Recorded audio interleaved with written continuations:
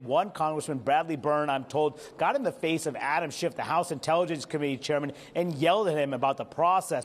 So did you get in Adam Schiff's face? No, that's not true. What happened? Tell us what happened. He got up to leave. He had to walk by me to get up to leave, and I was standing, and I said, "Adam, don't leave." Yeah. That was it. That's the extent That's of it. it. But you know, they want to create some drama that wasn't there. Our group came in. We were quiet. We expected them to go forward with whatever they were going to do with this witness. Matt Gaetz was quiet? Yes, yes. He's a good friend of the show. Yeah, Matt was quiet. Don't know I've ever seen him quiet, but perhaps. Matt had started this. Matt started the press yeah. conference, and he actually physically led us into the room, Right.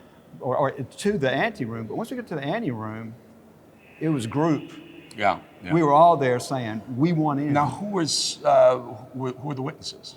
Were there There witnesses there? There was a witness, one witness. I didn't see her actually in the room. She was an official from the Department of Defense. Okay. Now, I'm on the Armed Services Committee. Right. We have the jurisdiction over the Department of Defense.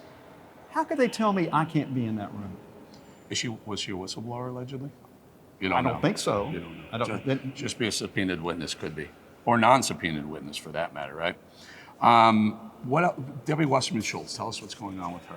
Well, she proceeded to lecture us about how we should conduct ourselves. And I wanted to say, Debbie, why are you lecturing us?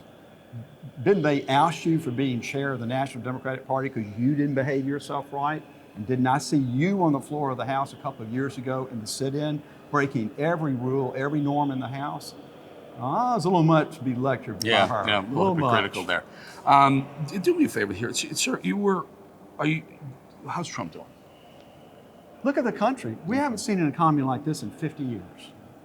It's so good right now that people are looking for people to fill their jobs. They don't have folks to fill jobs. People at the lower end of the economic scale have never seen the sort of pay increases that they're seeing now.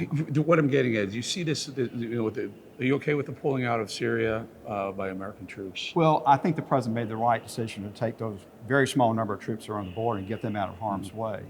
And I know that he would like to get us out of Syria altogether, and I do too. I'm just worried the way the Turks are acting, the Syrians are acting, and the way that we know the Russians are going to act, that we're going to find ourselves back in there again. The reason for us to be there is to keep ISIS from getting back to its caliphate status again. And I'm worried that if we leave it up to those three groups of people, it won't happen. We know when we work with the Kurds, we were able to defeat ISIS as a caliphate. I'm worried without us being there and working with the Kurds again, that caliphate will come back together again. I hope not. Now that President Trump has decided not to bring the G7 to the Doral Country Club, his Doral Country Club in Florida, maybe there's a place in Alabama. We'd love for him to come to the Grand Hotel in Point Clear, Alabama. We've got some great places in the Birmingham area. You know, they've made such a big deal out of that. The president made the right decision not to do it because we don't need any more of those phony issues like that. But we've got more important things to be doing here.